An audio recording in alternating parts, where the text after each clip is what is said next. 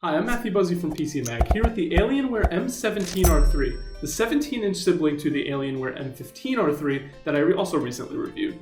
It's much the same laptop. It keeps the sort of same very modern, future kind of sci-fi aesthetic. That includes this ringed LED in the back, some text that wouldn't look out of place in Mass Effect or another sci-fi property, and this honeycomb sort of ventilation here also matches the Alienware Aurora desktop that I have here. Sort of a consistent design language across all their products, and I think it's an improvement on the sort of older, very gamery, red and black, aggressive design language that we saw for years. This definitely still lets you know it's a gaming laptop, but I think it's kind of a cleaner design. It's a little more intentional, and I think it looks pretty good.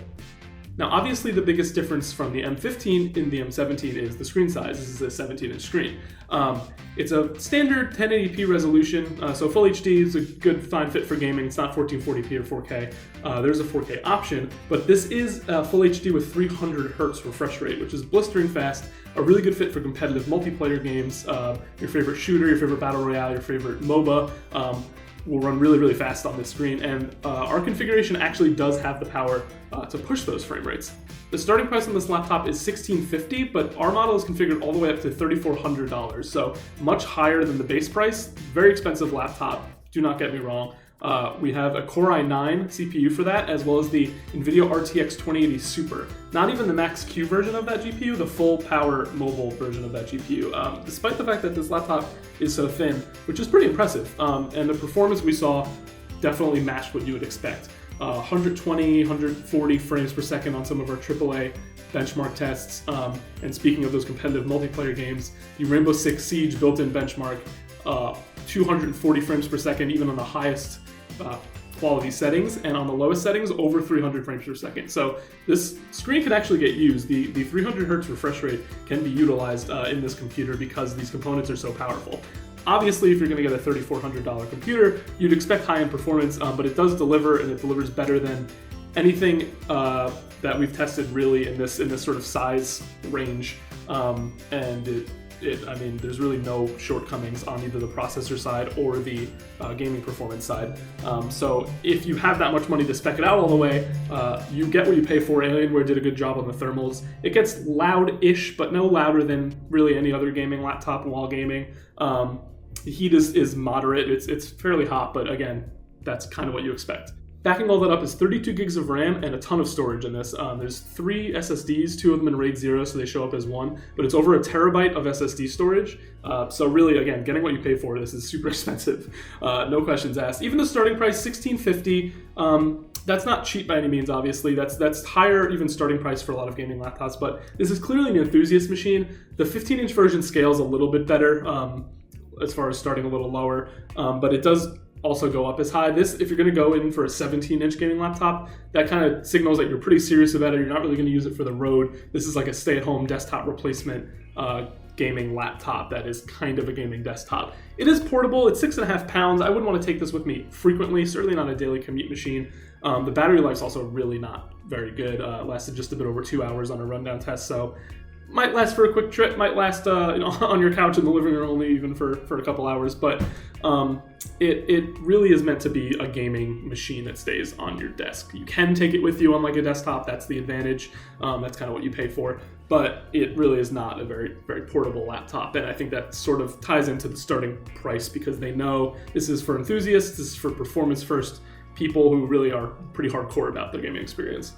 Now, this chassis is fairly big, so it can hold quite a few ports. We have an Ethernet jack, which is always nice for a gaming laptop, to get that reliable, consistent connection for your online games.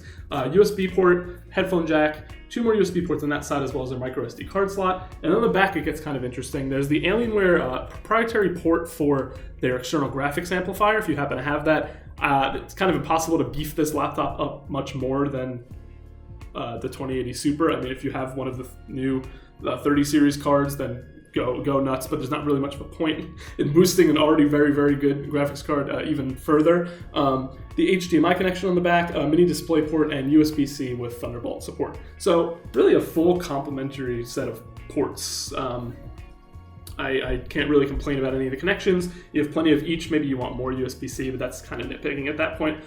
So a good selection of ports. The keys, there's per key backlighting. I have them all blue here, but you can customize and change them all. There's also some software performance options in the Alienware Command Center alongside the key letting options to kind of tweak the boost of the CPU and GPU, but the automatic setting kind of does it well. I think if you max out those things all the way, the fan speed gets even louder, and that's not really something anybody wants. And the performance games are fairly minimal anyway, so it's not really worth the extra bother and the extra sound for me. So that's really it for the Alienware m17 R3. It's a really configurable laptop. Yes, ours is really highly spec'd out. Yours doesn't have to be. It's Dell. It's a Dell company, so there's plenty of configurations on the site when you're ordering. There's a lot of different things to pick through, from the processor, the GPU, the storage, that can really bring the price down, or somewhere in the middle between starting price and our model. So don't be too scared off by the price if you like the look of the laptop and think you want to pack some more modest components into this, but still very effective.